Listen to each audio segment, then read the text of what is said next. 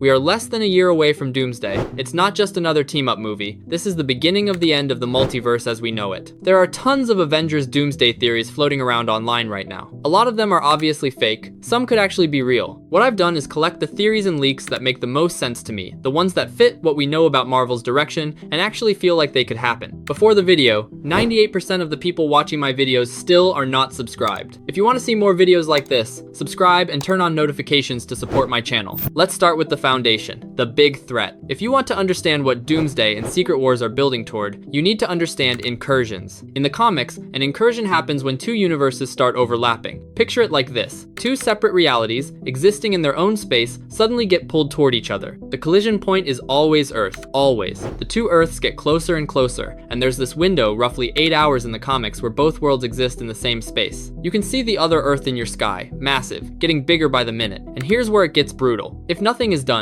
both universes die. Complete annihilation. Everything in both realities just ends. But there's a way out. If you destroy one of the Earths before that timer runs out, the other universe survives. The incursion stops. One world lives, one world dies. In the comics, this created the Illuminati storyline. Tony Stark, Reed Richards, Doctor Strange, Namor, Black Bolt, Professor X, Captain America, Black Panther, they formed this secret group, and they had to face an impossible question. Do you let your own universe die to preserve another, or do you destroy an innocent Earth, full of innocent people, to save your own? That's what turns heroes into monsters. That's what breaks them. And that's the moral weight Marvel is bringing into Doomsday. Now here's where Battleworld comes in. In the comics, the incursions don't just happen once, they keep happening. Universe after universe collapses. Reality starts dying everywhere. And eventually, Doctor Doom finds a way to preserve fragments of what's left. He takes pieces from different destroyed universes and stitches them together into one patchwork planet. That's Battleworld. One world made from the ruins of everything, and Doom rules it like a god. That's the endgame. That's where Secret Wars goes. But Doomsday needs to earn that premise first. Theory 1. This won't be a simple one universe versus one universe story. Think about the scale Marvel is going for. If Battleworld is the destination, if the finale is literally one world made from countless destroyed realities, then Doomsday has to set that up. It can't just be the main MCU facing one other universe. It needs to feel like a chain reaction, like dominoes falling across the multiverse. My guess is we're going to see or hear about multiple incursions happening simultaneously. The fabric of reality isn't just tearing in one place, it's unraveling everywhere. That creates the desperation. That creates the Doomsday atmosphere. And it justifies why everyone from every corner of the multiverse ends up converging. This brings me to one of the biggest opening scene rumors circulating right now. Theory 2. The film opens with Tobey Maguire's Spider-Man fighting Hugh Jackman's Wolverine. There's a leak going around that claims Doomsday starts with a fight between Tobey's Peter Parker and a version of Wolverine, possibly Hugh Jackman's version. It's unclear if this is a genuine fight or some kind of training exercise, but imagine that as your opening image. Two legacy characters, two faces that defined superhero cinema for different generations, going head to head. But it gets darker. The rumor expands into something much heavier. Reports suggest that in X-Men reality, potentially a version of the Fox universe attacks the reality where Tobey's Spider-Man exists. Dr. Octopus is supposedly there defending alongside Peter. Think about that visual. Tentacles, slashing, web swinging, and an invading force of mutants tearing through the city. And then, if this leak is true, Tobey's world is destroyed, early in the movie. Maybe even in the first act. That would be a brutal statement of intent. You're telling the audience immediately that no one is safe. Not even the worlds we grew up with. The nostalgia we love can be erased. That's real stakes. This connects to something else floating around. Theory 3. Ian McKellen's New Jersey comic. I think things will become a little bit easier, though I did destroy New Jersey the other day.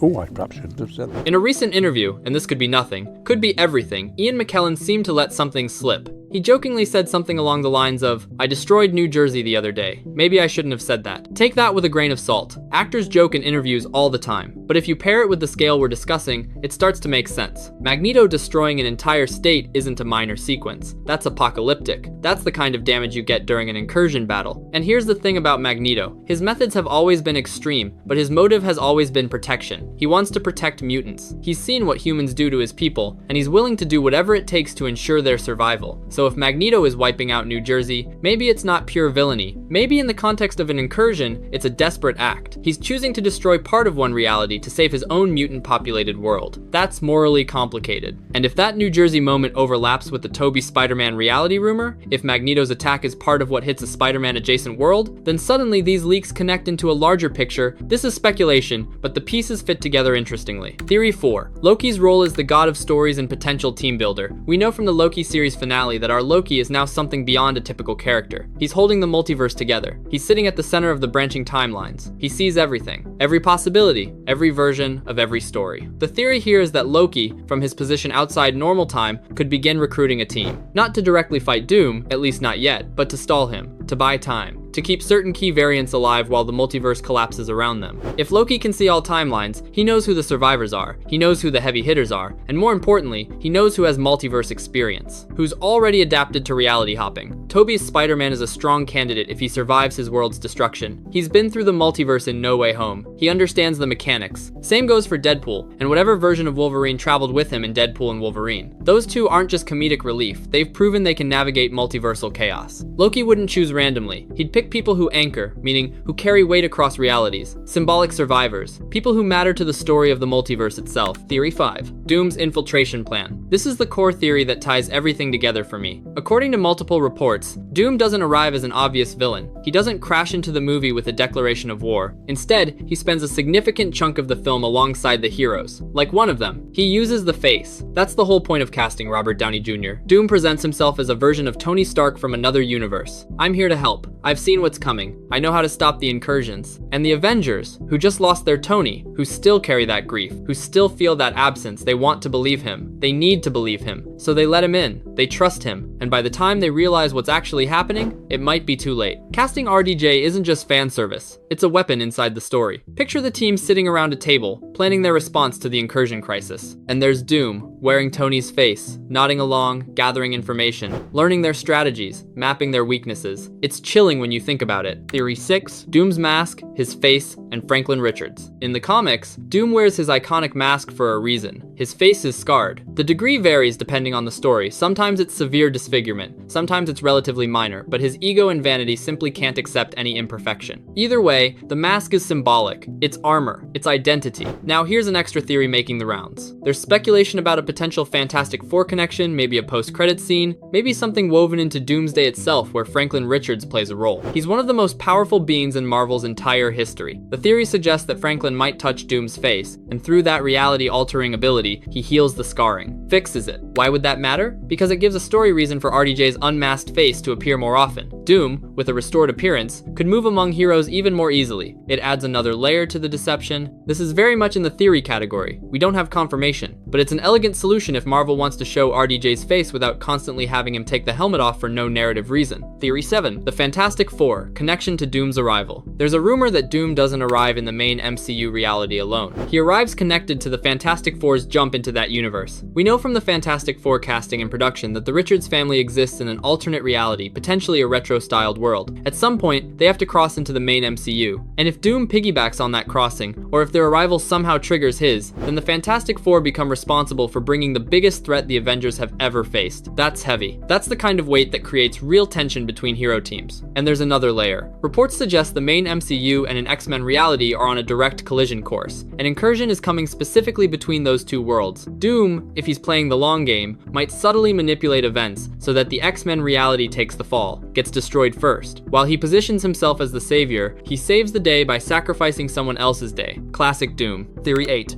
Tony Stark was adopted. Victor Von Doom was the other path. This goes into comic lore. There's a version of the story where Tony Stark was actually adopted, and his biological brother Arno Stark exists separately. The theory for the MCU is that Victor Von Doom could be tied to this concept. What if Doom represents the path Tony could have taken? A dark mirror. Same brilliance, same ambition, but twisted by different circumstances. It would add emotional weight to their connection beyond just the face. Theory 9. Rune King Thor. Thor has been through a lot. He's lost his father, his mother, his brother, his girlfriend, half his people, and yet he keeps going. The Rune King Thor theory suggests that by Secret Wars, Thor undergoes one final transformation. In the comics, Rune King Thor sacrificed his eyes to gain cosmic wisdom, becoming one of the most powerful beings in existence. If the movies are building toward that evolution, Thor could be the ultimate heavy hitter in the final battle. Theory 10.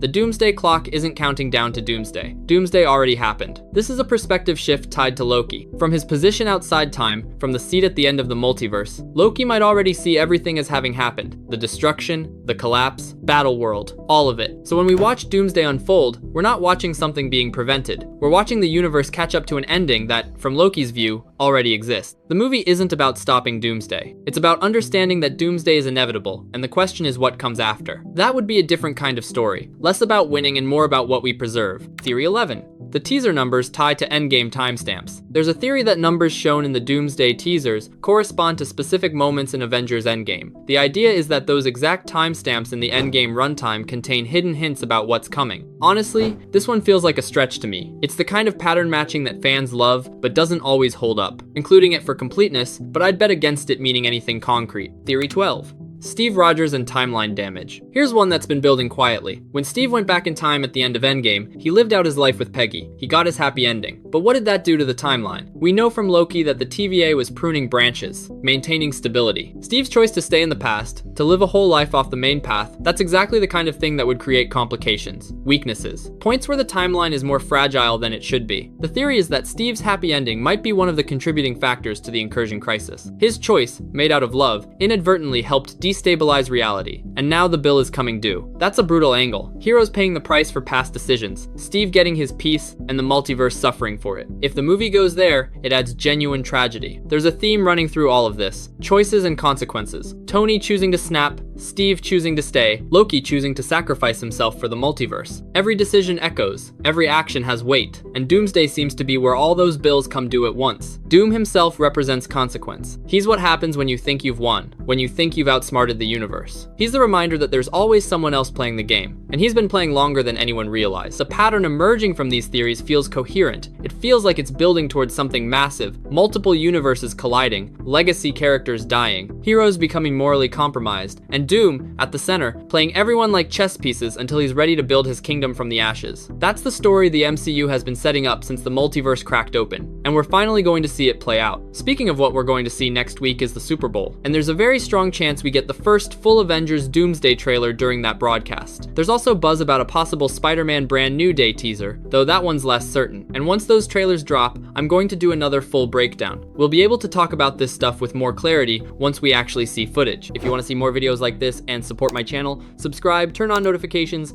like and share the video. See you in the next one.